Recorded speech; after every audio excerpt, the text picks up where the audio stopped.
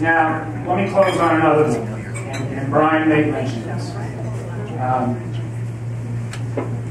And what I never thought I'd say this, but this stuff in Washington is laughing. It makes Richmond look rational even when the General Assembly's in town. And there are choices being put up. I don't want to be, this is a party celebration night and all this other stuff. But the budget that was put forward by Paul Ryan, the budget that was put forward by Paul Ryan, Vivian Page, would take programs that have been contracts between the American government and its people and turn them totally on its head. Whether it is the commitment in terms of the safety net with Medicaid, whether it is the obligation and responsibility we have to make sure there is a Medicare program that supports health care. But one of the things that it hasn't gotten as much attention as it should, and the one that's maybe the most stunning part, right? You all know that I'm kind of a budget green. You're just lucky this was a party, Democratic Party function. I got my new PowerPoint presentation. I remember in 2004, you're going to be seeing my PowerPoint presentation come again. But all of the fights that have been going on in Washington, all the stuff shutting down government, not shutting down government, we've been arguing about 12% of what the federal government spends. Now that 12% is pretty important. It's Head Start. It's Pell Grants. Yes. It's any of our investments in education. It's any of our investments in roads or rail or mass transit. It's any of our investments in an energy program that actually would stop us from continuing to basically subsidize the very folks who are attacking our troops and getting us off foreign oil. It is all of the programs, including law enforcement, drug interdiction, all of the things that a responsible government does. It is all the research and development dollars that go into the NIH that tries to keep America, both keep our people healthier and lead us on a competitive edge. All we spend in the federal government is only 12 cents on every dollar for that. Mr. Ryan's budget would take that 12 cents of every dollar and take it to 4 cents over the next 25, 30 years. That was the part. You could be upset with Medicare and Medicaid, but there is no industrial country in the world that says that at less than 4 cents we can educate our people, build our roads, keep rail, do investments in research, and be competitive in the 21st century.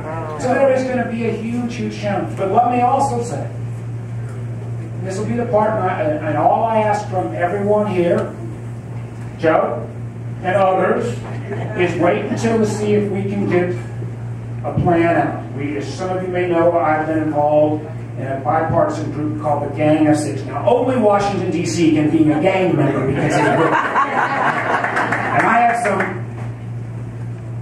interesting gang colleagues. I won't make any comments on it. They are all. But we do have a problem. Every dollar we spend right now, we borrow 41 cents. We have a debt of $14 trillion. Every day that we don't act on that, we add $4 billion to it. This problem is not going to self-correct. And it used to be if we didn't take care of this, we were going to leave this problem to our children or our grandchildren. Well, I got bad news for you. It's not our kids and our grandkids who are going to inherit it. This could be imminently a problem that we all have to face. And the repercussions of this, as we start to see after the work of our president and Congress, some of it has not been perfect and not been pretty, but we're starting to see this economy recover. But any kind of economy recover, any kind of new job creation will be destroyed if you see 12%, 15%, 18% interest rates. And that's what potentially we're looking at if our country has a debt crisis. And the notion that it couldn't happen here, just don't believe it. So we are going to have, at a level that was even greater than what took place in Virginia in 2004, a kind of conversation with the American people about what is the way. We don't have to solve this overnight. And Joe, we absolutely need to make sure that we protect the most vulnerable. And we absolutely make sure we need to honor our promises and commitments. But we also have to continue to be able to say that, you know, you can't keep just maxing out the credit card when we're so far in the red. And we are, as Democrats, and again, as Americans, wanting to make sure that we can continue to make the investments in our children that Brian has talked about, and making sure that our parents and grandparents get the respect and care they deserve, we're going to have to make some hard choices. And as proud as I am to be a Democrat, I also believe the only way we're going to get there in this world that is so incredibly polarized is if we can start this discussion in maybe some way that's kind of a bit bipartisan.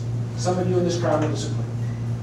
But I am working harder than I have ever worked to try to at least lay out something. Because there's a whole lot of folk out there that no matter what the president decides, they would be against just because it's something. Right, exactly. And he understands that, and I give him enormous respect for his which word am I? What kind of word? Tenacity. That would be good. Perseverance. If you want to lean out, just worry. Let me just tell you, I got intelligence. I feel like you know, man, I gotta just tell you, without these cameras on, I can tell you what I think. But turn them on. We need Sproul here. He would say what I think. You know, but, so all I'm asking of you is that we all hang in on. I know that. I know that. But I am just saying, these are challenging times. You know, the chairman of the Joint Chiefs of Staff has said the biggest threat our country faces is not terrorism, but is our debt and our ability to invest in where our country needs to head, keep our promises. We are going to be the people that are going to help honor that commitment. So, for all that you have done for me, for Glenn, for so many of the electeds, for all of you, like, who did I just say? Patty over here, who's like the volunteer extraordinaire, who does this out of love of country and love of community. Remember this Coach Beck and OFA, who are doing this because they believe in our country.